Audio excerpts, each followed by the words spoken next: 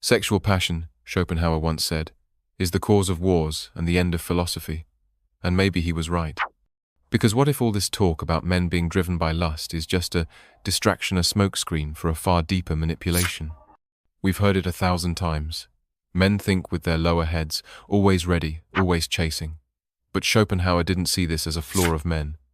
He saw it as a design by nature, a trap set by the will to life itself, luring men with beauty, enslaving them through desire, turning their biology against them. But here's the twist. What if men aren't as obsessed as they seem? What if their desire isn't raw instinct but overstimulation? What if it's not horniness but exhaustion? Because in today's world, men don't just see women, they're bombarded by them. Flesh turned into content. Intimacy replaced with imagery. You say men are dogs, but who keeps throwing them the bone?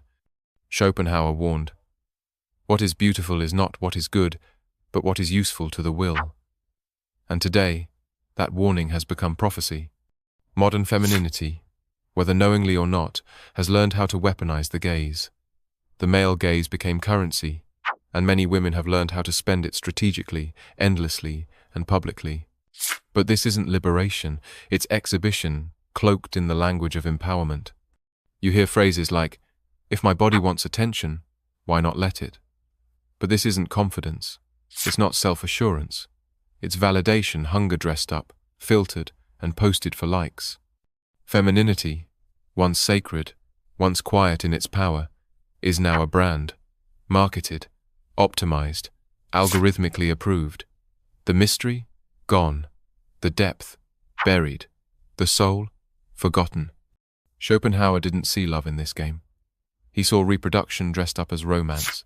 He saw every calculated pose, every thirst trap, not as flirtation, but as manipulation-targeted disruption of male peace. It's not just about attention, it's about invasion, not of morality, but of intimacy, of space, of quiet, of the sacred room in a man's mind where something real might grow. And the most dangerous part? Women know, even if they don't say it. They know what a low-cut dress does, what a perfect pose triggers. They know the game they built it. While men are told to be softer, more gentle, more controlled, they walk through a world of temptation designed to provoke their biology and shame their response. That's not balance, that's entrapment. Schopenhauer called sexual impulse the most cunning of passions. And today, a man must walk through a maze of flesh and fantasy, all while pretending it doesn't affect him. He's asked to be a monk in a strip club. And when he fails, when he looks, when he breaks, they blame him. But who built the maze? Today's femininity doesn't ask to be understood. It asks to be worshipped. Not loved but adored. Not known but followed, shared, boosted. What do you bring to the table? She asks, while bartering her body for attention. I am the table, she says. But she's not. She's the performance on the table. And there are millions more, just like her, each screaming silently. Pick me, notice me, validate me. And when no man stays, she calls it weakness. She says, men fear strong women. No, don't. We fear illusions. We fear wasting our souls on holograms. We fear showing up for something that turns out to be nothing. Modern femininity has become performance art. Queens on the outside, orphans on the inside. Loud with presence, hollow in essence. And men? We've been robbed of peace, of clarity, of stillness. How can we tell the difference between attraction and ambush? Between genuine desire and algorithmic arousal? Does he want your? Is he just trying to survive the spectacle?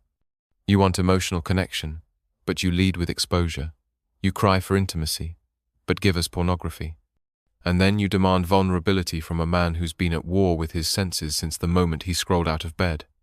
Schopenhauer wrote that the will deceives us, drives us into desire only to trap us in suffering. And that's exactly what this has become. You bait, then blame. Tease, then shame. Seduce, then punish. You provoke his nature, and then call him a beast when he responds. And worst of all, you expect reverence for the same pose, the same face, the same voice, echoing across millions of profiles. You want loyalty, but you mock it. You want real love, but advertise surface. And you wonder why men don't look deeper, because you've made it impossible to get there. The noise is too loud. Men aren't retreating out of hate. They're disappearing out of fatigue. They're starving not for sex, but for sincerity, not for curves, but for connection. And still, when they pause, you call it apathy. When they walk away, you say they're broken. But the truth? Men are learning, quietly, slowly, painfully, that it's safer to watch than to engage, that fantasy is less risky than feeling, that scrolling is easier than trusting. And they're not proud of that. They hate it, but they don't know another way. Because when they tried, when they showed up, when they opened their hearts, you used it as leverage, turned their vulnerability into ammunition, and they learned to hide, to pull back, to numb. Yet here's the tragedy. Men still want to love, still want to protect, still want to give something real, but the space for that love doesn't exist anymore. You don't want a man. You want an audience. You don't want connection. You want confirmation. You want a spotlight, not a soul. So now men are ghosts not in body, but in spirit. Sitting beside you, but gone. Touching you, but numb. And you don't notice, because you're too busy capturing the angle, chasing the click, feeding the algorithm. And as you chase dopamine, he walks away, emotionally, spiritually, then physically. And you ask, where did all the good men go? They were here. They tried, they bent, they broke, until they realized you never wanted their truth. You wanted their attention. So we end up here in a culture where femininity screams and masculinity silences, where seduction is weaponized and sincerity is extinct, where love is crushed under the weight of performance. But there's a way back. Not easy. Brutal even. It starts with truth, with women choosing presence over performance, essence over exposure, soul over skin.